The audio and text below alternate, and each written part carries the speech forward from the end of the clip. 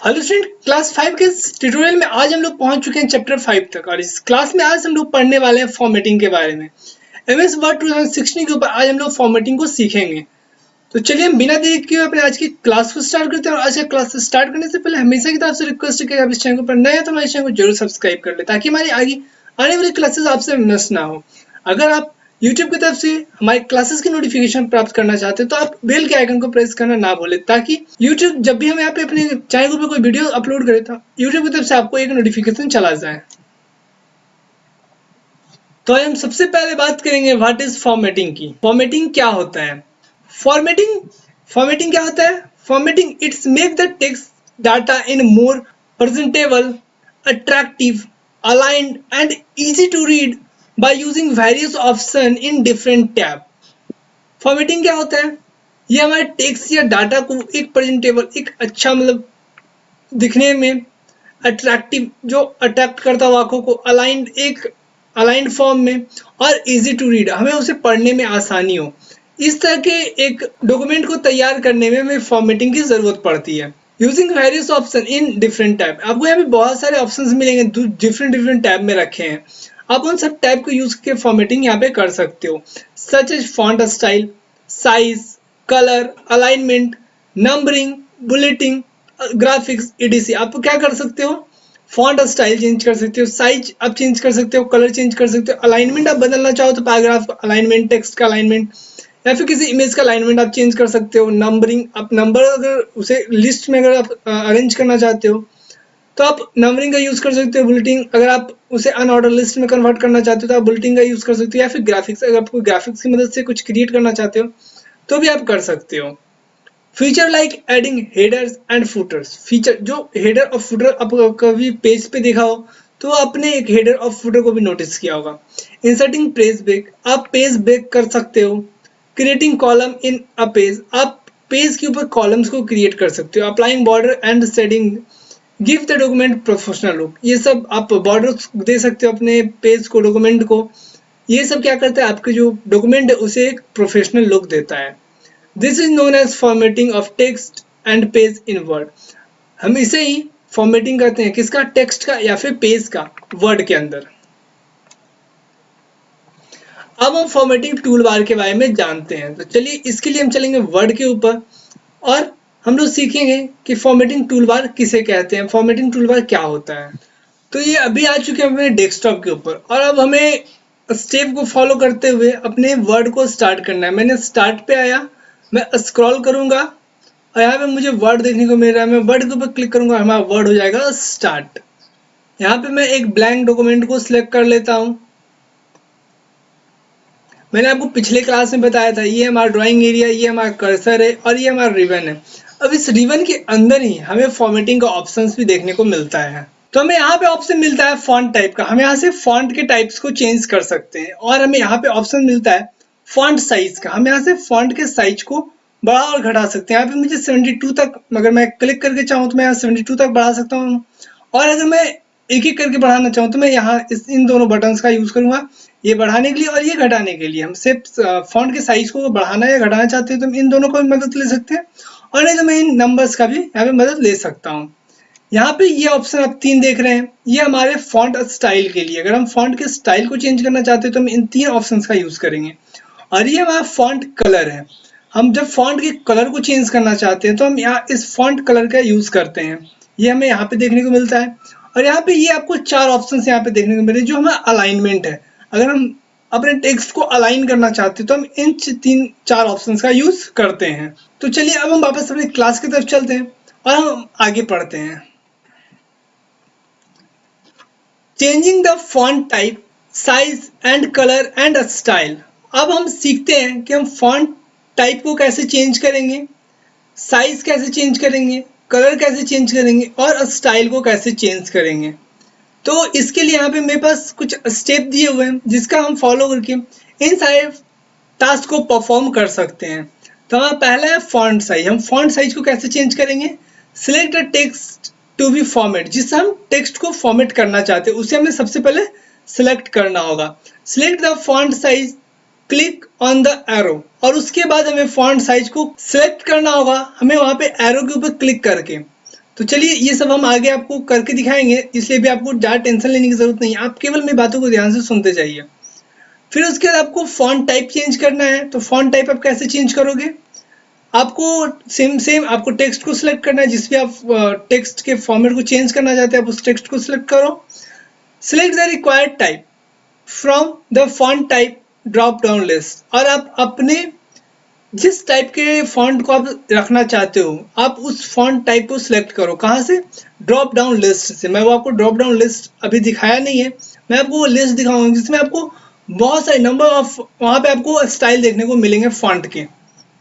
फिर आपको change colour of the text. अब आपको टेक्स्ट के कलर को चेंज करना है, तो इसके लिए आपको क्या करना पड़ेगा? सेम आपको टेक्स्ट को सिलेक्ट करना होगा और उसके बाद आपको कलर को सिलेक्ट करना होगा। ये भी आपको ड्रॉप डाउन लिस्ट में ही देखने को मिलेगा, ये भी मैं आपको आगे करके दिखाऊंगा।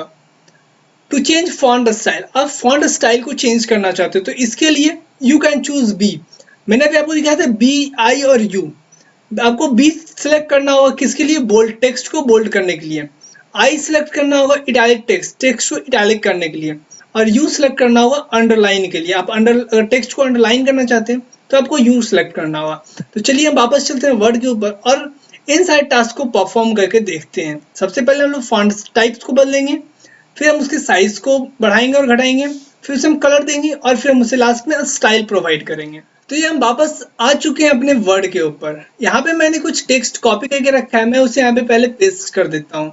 यहाँ पे मैंने कुछ टेक्स्ट को यहाँ पे कॉपी कर दिया है। अब इन टेक्स्ट को मुझे क्या करना है? इसके ऊपर मुझे सारे फॉर्मेट्स को अप्लाई करके आपको दिखलाना है। पहले तो मैं इसके टाइप को चेंज करूंगा। तो टाइप चेंज करने के लिए क्या करना है? सबसे पहले तो हमें टेक्स्ट को सिलेक्ट करना होगा। मैंने पूरा का पूरा होल पैराग्राफ को सिलेक्ट कर लिया है।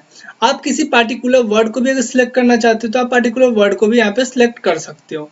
यहाँ पे मैंने आपको बताया था फॉन्ट टाइप आप यहाँ से चेंज कर सकते हो। तो आप यहाँ देखिए, जब मैं यहाँ पे क्लिक किया एरो के ऊपर तो यहाँ पे मुझे नंबर ऑफ टाइप्स हमें देखने को मिल रहा है। मैं इन किसी के ऊपर भी ले जाऊंगा तो हमें आपको यहाँ पे चेंजेस होते हुए दिख रहे होंगे, लेकिन ये चेंजेस अभी बहुत छोटा है, आपको ये चेंजेस आप ज़्यादा नोटिस नहीं कर पाओगे बड़े से स्क्रीन के ऊपर। तो अब क्या करूँ मैं? यहाँ पे देखिए फॉन्ट स्टाइल को तो यहाँ पे बदल दिया, लेकिन सबसे पहले मैं क्या करता हूँ इसके साइज को भी बढ़ा देता हूँ ताकि आपको देखने में कोई दिक्कत ना हो। तो मैं सबसे पहले पूरे के पूरे पैराग्राफ को सिलेक्ट करूंगा और अब मैं यहाँ पे आऊँगा साइज के ऊपर। यहाँ से आप फॉन्ट के साइज को बढ़ा और घटा सकते हो। मैं इसके ऊपर आया और अब मैं अगर इसके साइज को 18, 20, 22, 24, 26, 48 मैं कोई भी सेट कर सकता हूँ। मैं इस वजह से 24 या फिर 22 सिलेक्ट कर लेता हूँ। और अगर मैं मैनुअली से बढ़ाना चाहता हूँ, एक एक करके मैं देखना चाहता हूँ, तो मैं ऐसे भी बढ़ा सकता हूँ। यहाँ देखिए मैं इस बटन के ऊपर क्लिक कर रहा हूँ और हमारा टेक्स्ट का साइज बड़ा हो रहा है और ये छोटा हो रहा है। तो यहाँ पे आप देखिए, यहाँ पे फॉन्ट के स्टाइल को मैंने चेंज किया। वापस मैं अगर पूरे टेक्स्ट को सिलेक्ट कर लूँ एक साथ और मैं फिर से फॉन्ट स्टाइल में आऊँ तो मैं इसके फॉन्ट स्टाइल को फिर से यहाँ पे चेंज कर पाऊंगा। ये देखिए आप सारे चेंजेस होते हुए आप देख सकते हैं अपने डिस्प्ले के ऊपर। यहाँ पे मैंने एक नया फॉन्ट अप्लाई फिर से कर दिया है। अब हम बात करते हैं इसके हम कलर की।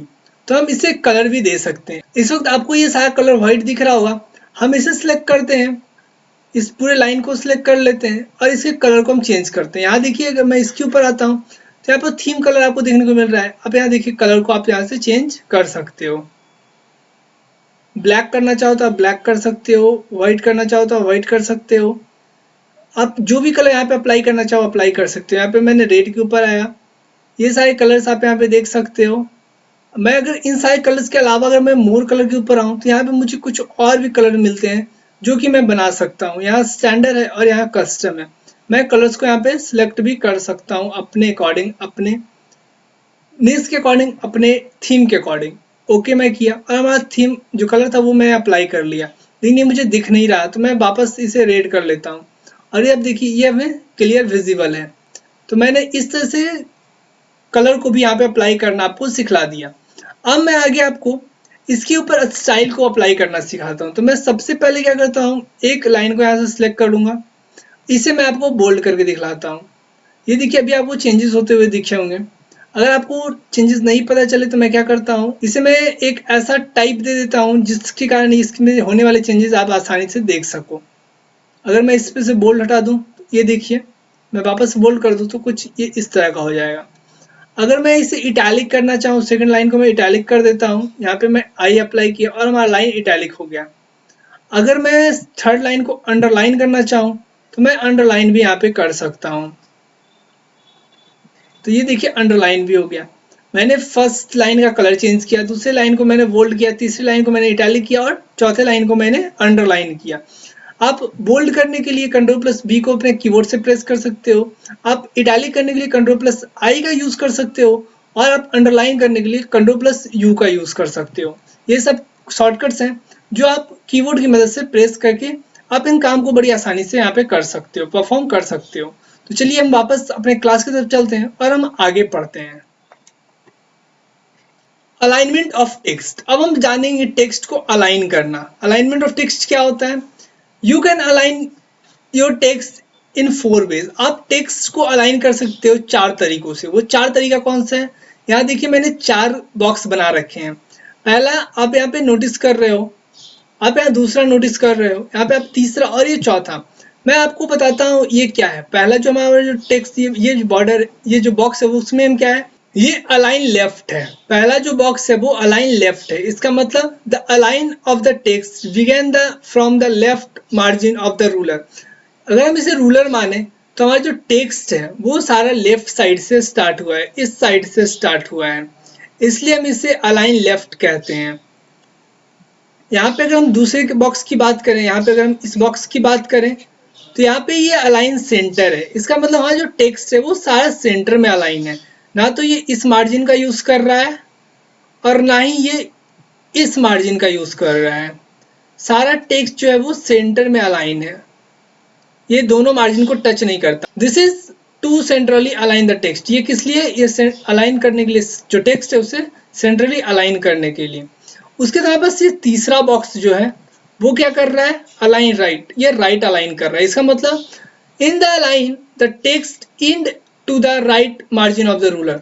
ये हमारा राइट मार्जिन टूल रूलर है, इसके ऊपर हमारा जो टेक्स्ट है वो अलाइन हो रहा है। इसके ऊपर हमारा जो टेक्स्ट है वो इसके ऊपर एंड कर रहा है, जो भी लाइन है वो यहाँ आकर एंड कर रहा है। और उसके एक जस्टिफाई है, हमें तीसरा ऑप्शन, चौथा ऑप्शन हमारा जस्टिफाई का है। In this align the text with both the left and right margin. इसमें हमारा जो टेक्स्ट है वो लेफ्ट मार्जिन को भी और राइट मार्जिन दोनों मार्जिन का यूज करता है और हमारा जो टेक्स्ट है वो पूरे के पूरे सेक्शन का यूज करता है। तो चलिए अब हम चलते हैं वापस वर्ड के ऊपर और सारे अलाइनमेंट को एक एक करके अपने पैराग्राफ के ऊपर अप्लाई करके देखते हैं। तो ये अभी हम वापस आ चुके हैं अपने वर्ड के ऊपर और अब हम इन सारे टेक्स्ट को अलाइन करके देखेंगे। इस वक्त ये सारे टेक्स्ट लेफ्ट अलाइन है, क्योंकि यहाँ देखिए लेफ्ट में यहाँ पे आपको कोई भी स्पेस देखने को नहीं मिला, जबकि राइट में आपको स्पेसेस देखने को मिल रहे हैं। आप इसे चाहो तो सेंटर अलाइन कर लो, यहाँ पे आपको दोनों साइड ही स्पेसेस आपको देखने को मिल रहे होंगे। अगर आप चाहो तो इसे राइट अलाइन कर लो। अब आपको यहाँ पे राइट में कोई भी स्पेसेस देखने को नहीं मिल रहे हैं, जबकि आपको लेफ्ट में स्पेसेस देखने को मिल रहे हैं। लेकिन आप चाहती हो कि आपको दोनों साइड आपको कोई भी स्पेसेस देखने को ना मिले, तो आप इसे जस्टिफाई कर लो। अब आपको दोनों ही साइड आपको कोई भी स्पेसेस देखने को नहीं मिल रहे हैं। ज़्यादातर इस तरह से लिखा हुआ हम लोग किताबों में देखते हैं। हमारी किताब में इसी तरह से जस्टिफाई किया होता है हमारे टेक्स्ट को, ताकि दोनों तरफ स्पेसेस ना मिले। तो आप इस तरह से लेफ्ट, सेंटर, राइट और जस्टिफाई, ये 4 अलाइंस का आप लोग यूज करते हो अपने टेक्स्ट को अलाइन करने के लिए।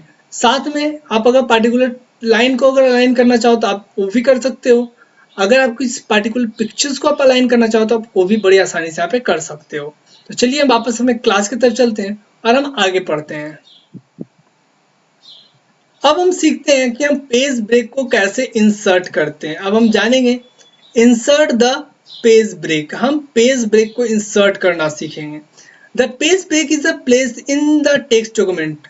पेज ब्रेक क्या होता है? एक प्लेस होता है जहां हमारा टेक्स्ट डॉक्यूमेंट जो रहता है वह one page and at the next one begins. पेज ब्रेक एक ऐसा डॉक्यूमेंट का एक ऐसा प्लेस होता है जहां पे हमारा एक पेज खत्म होता है और दूसरा पेज स्टार्ट होता है। वन बिगिंस, हमारा जो दूसरा पेज है वो स्टार्ट होता है।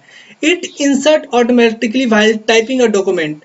आप जब डॉक्यूमेंट के ऊपर टाइपिंग कर रहे हो तो ये ऑटोमेटिक इंसर्ट हो जाता है हमारे डॉक्यूमेंट के ऊपर। यहाँ पे देखिए automatically what in some case, पर कुछ केस में you need to force a page break, आपको फोर्सली यहाँ पे आपको एक पेज ब्रेक इंसर्ट करने की जरूरत पड़ती है एज योर रिक्वायरमेंट, आपको अपनी ज़रूरत के हिसाब से वहाँ पे आपको देखना होगा। आप अगर डॉक्यूमेंट जब बना रहे हो वर्ड के ऊपर, तो यहाँ पे आपके पास पेज तो है नहीं कि आप पेज को यूँ आसानी से, कॉपी के पेज तो है नहीं कि आप फाड़ दोगे, तो यहाँ पे आपको यूज़ करना पड़ सकता है पेज ब्रेक का।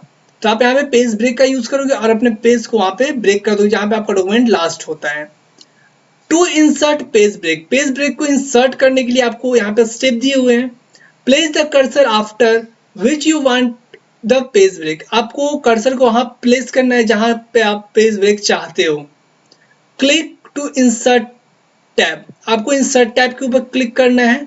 ये टैब है इंसर्ट टैब, जिसमें फाइल था, होम था, उसके बाद आपको इंसर्ट भी देखने को मिल रहा है। Click on page break button, और उसके बाद आपको पेज ब्रेक बटन के ऊपर क्लिक करना है। तो चलिए हम वापस वर्ड के ऊपर चलते हैं और इस टास्क को भी हम लोग परफॉर्म करके वहां पे देखते हैं ये सच में होता है या नहीं। तो ये अभी हम आ चुके हैं यहाँ पे वापस वर्ड के ऊपर। अब आपको यहाँ पे क्या करना है, यहाँ पे आपको सबसे पहले तो मैंने जो टेक्स्ट कॉपी करके रखा है अपने पास, उसे मैं भी 2-3 बार यहाँ पे और पेस्ट कर दूंगा, ताकि इससे क्या होगा,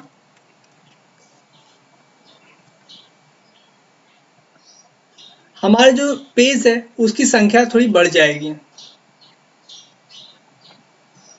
यहाँ मैंने आपको बोला था कि पेज ब्रेक ऑटोमेटिक इंसर्ट कर जाता है। जब मैंने टेक्स्ट के साइज को जब बढ़ाया, तो यहाँ पे आप ये देख सकते हैं ये पेज ब्रेक ऑटोमेटिक यहाँ पे लग गया।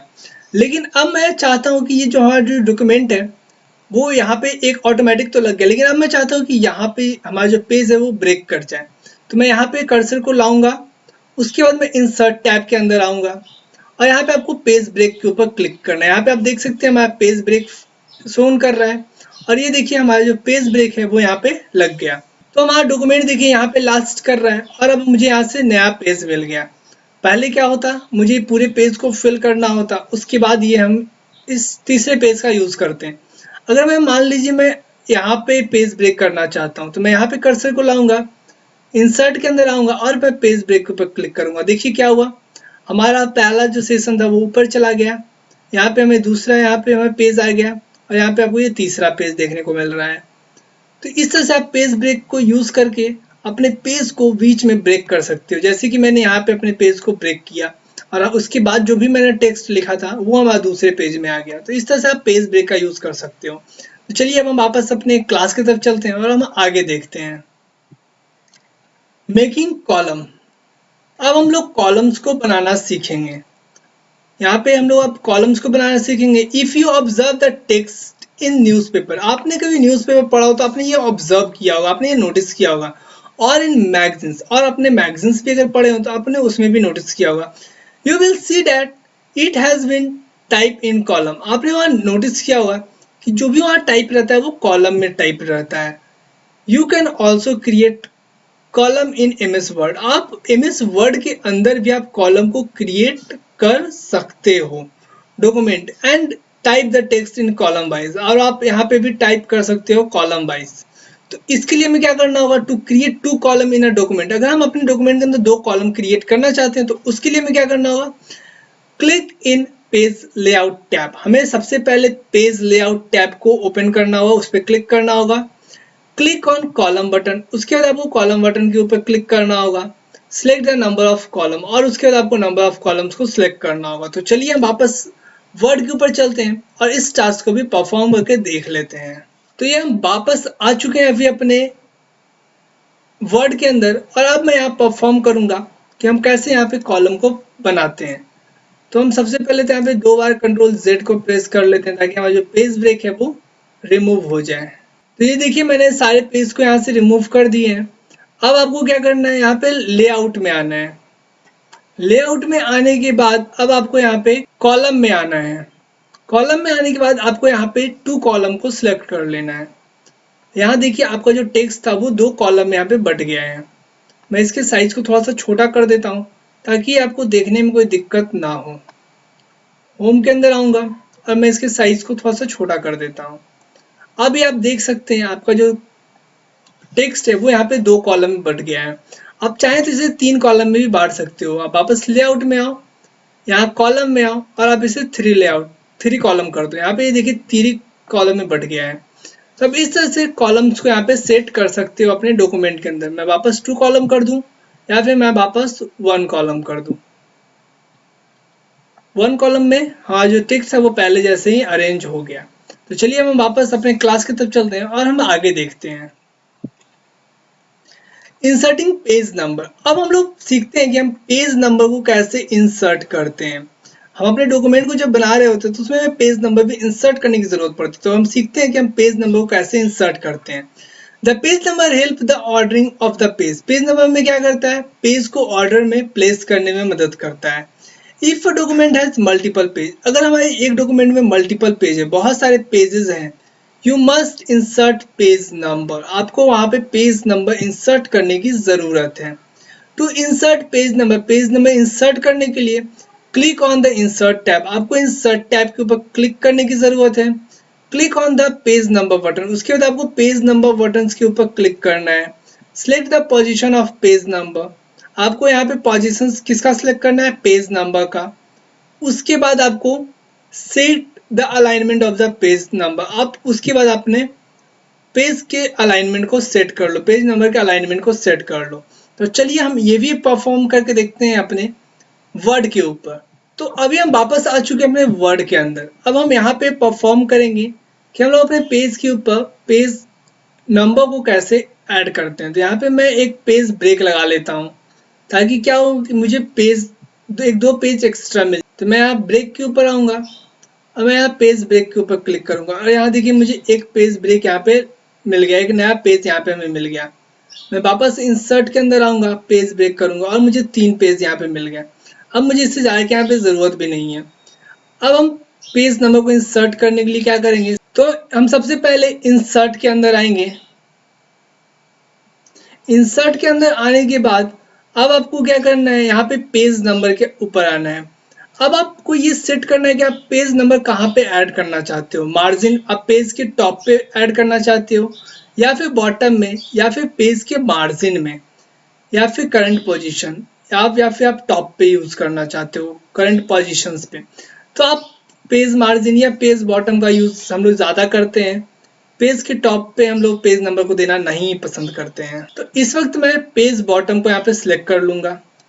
अब हमें यहाँ पे सिलेक्ट करना है कि हम किस तरह के पेज नंबर को यहाँ देना चाहते हैं। तो यहाँ पे एसेंट वार 1 है, यहाँ पे बहुत सारे फॉर्मेट्स आपको देखने को। प्लेन नंबर आप देना चाहते हो तो प्लेन नंबर दे सकते हो। पेज नंबर यहाँ पे देखिए बहुत सारे ऑप्शंस मिले हुए हैं। ब्रैकेट का आप यूज करना चाहते हो तो आप ब्रैकेट का यूज कर सकते हो। तो इस वक्त मैं ब्रैकेट 2 का यूज करता हूँ। और यहाँ पे आप देखिए पेज नंबर 3, इसके ऊपर मैं आऊँ तो आपको यहाँ पे पेज नंबर 2 और यहाँ पे आपको पेज नंबर 1 देखने को मिल रहा है। तो इस तरह से आप पेज नंबर को यहाँ पे ऐड कर सकते हो। आपको पेज नंबर ऐड करने के लिए कुछ नहीं, बेसिकली आपको इंसर्ट के ऊपर आना है, यहाँ पेज नंबर। पेज नंबर में आप पेज को नंबर को कहाँ ऐड करना चाहते हो, तो मैं यहाँ पे bottom of the page select किया। आप टॉप ऑफ द पेज या फिर पेज मार्जिन का भी यूज कर सकते हो। मैंने बॉटम ऑफ द पेज आया, मैं इसमें से किसी भी स्टाइल को चूज कर लिया। मैं अगर लार्ज नंबर का चूज करूँ तो यहाँ पे आप लार्ज नंबर को भी देख सकते हैं, 1, यहाँ पे 2। तो इस तरह से आप पेज नंबर्स को आप यहाँ पे ऐड कर सकते हो अपने वर्ड डॉक्यूमेंट में। तो चलिए हम वापस चलते हैं अपने क्लास की तरफ। अब हम आगे जानेंगे अप्लाइंग बॉर्डर एंड शेडिंग। अब हम लोग बॉर्डर और शेडिंग को अप्लाई करना सीखेंगे। तो इसके लिए हमें क्या करना है, to place the cursor in the paragraph in which you want to apply border. आपको उस पैराग्राफ के अंदर कर्सर को प्लेस करना है जिसके ऊपर आप बॉर्डर अप्लाई करना चाहते हो। क्लिक ऑन होम टैब, आपको होम टैब के ऊपर क्लिक करना है। क्लिक बॉर्डर बटन, उसके बाद आपको यहाँ पे एक बॉर्डर बटन देखने को मिलेगा, आप उसके ऊपर क्लिक करो। From the list click border type. अब आपको करना है क्या है, आपको वहाँ पे बॉर्डर टाइप को सिलेक्ट कर लेना है। तो चलिए ये भी हम अप्लाई करके देखते हैं अपने वर्ड डॉक्यूमेंट के ऊपर। तो चलिए हम वापस वर्ड के ऊपर चलते हैं। तो ये हम आ चुके हैं वापस अपने वर्ड डॉक्यूमेंट के अंदर। अब आपको इसके चारों तरफ, इस टेक्स्ट की चारों तरफ आपको बॉर्डर अप्लाई करना है। तो मैंने कर्सर को प्लेस कर दिया इनके बीच में। मैं होम के अंदर आता हूँ और अब मैं हेडर एंड फुटर को मैं क्लोज कर देता हूँ, मुझे ये नहीं चाहिए। अब मैं देखिए आपको यहाँ पे क्लिक करता हूँ, मैं होम टैब के अंदर आता हूँ। यहाँ पे आपको ऑप्शन ये बॉर्डर बटन का मिल रहा है, आप इसके एरो को डाउन करो। अब आप कहाँ पे बॉर्डर ऐड करना चाहते हैं। यहाँ देखो आप, मैं अगर बॉटम ऑफ द बॉर्डर आऊँ तो यहाँ पे आप नीचे बॉर्डर ऐड हुआ, अगर टॉप ऑफ द बॉर्डर में ऐड करूँ तो यहाँ देखिए टॉप पे हमारा बॉर्डर ऐड हुआ। लेफ्ट राइट आप देख सकते हैं नो बॉर्डर और ऑल बॉर्डर। अगर मैं ऑल बॉर्डर का यूज करूँ तो हमारे टेक्स्ट के चारों तरफ एक बॉर्डर बन जाएगा। तो आप इस तरह से बॉर्डर भी अप्लाई कर सकते हो अपने टेक्स्ट के चारों तरफ या अपने किसी भी दूसरे कंटेंट के चारों तरफ। मैं वापस चलता हूँ आपको लिए अपने क्लास की तरफ। तो हम वापस आ चुके हैं अपने क्लास की तरफ। तो आज का क्लास इतना ही। अब मैं मिलता हूँ आपसे अगले क्लास में। मैं आशा करता हूँ आपको आज का क्लास बहुत ज़्यादा इंटरेस्टिंग लगा होगा, आप हमारे चैनल को जरूर सब्सक्राइब करेंगे। तो मैं मिलता हूँ आपसे अगले क्लास में, तब तक के लिए have a nice day. Thank you.